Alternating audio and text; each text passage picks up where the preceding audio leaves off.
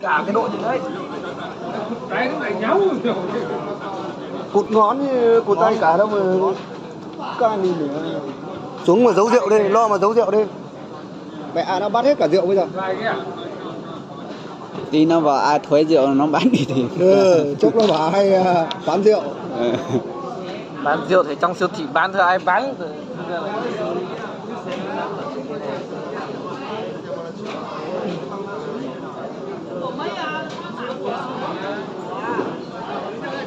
Cái này lâu rồi.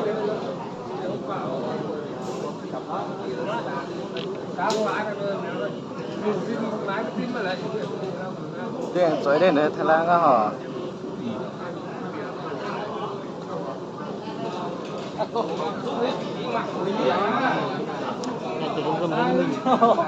Mày này cũng có phải không?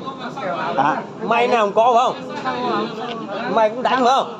tôi thì mà đấy tôi mày xem một con tôi lấy cái phát ăn đi lên. nó bảo là sẽ ăn thuế rượu nữa.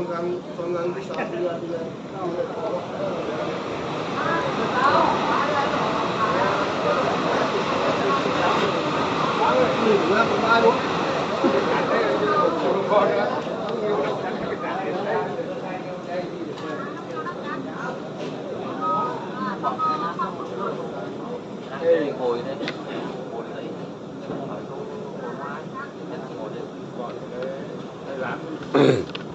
Làm ba thằng. Cái thằng Đưa đi lên. Quay phát trực tiếp mẹ. Rồi nhìn nó nói được cái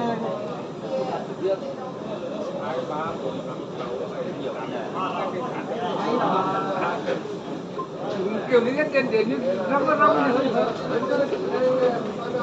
Nếu công an Việt Nam thì thật một sao mấy quả rồi.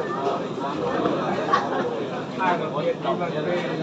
Nếu công an Việt Nam thì nó đấm cho mấy thằng rồi. Một sao mấy cái rồi.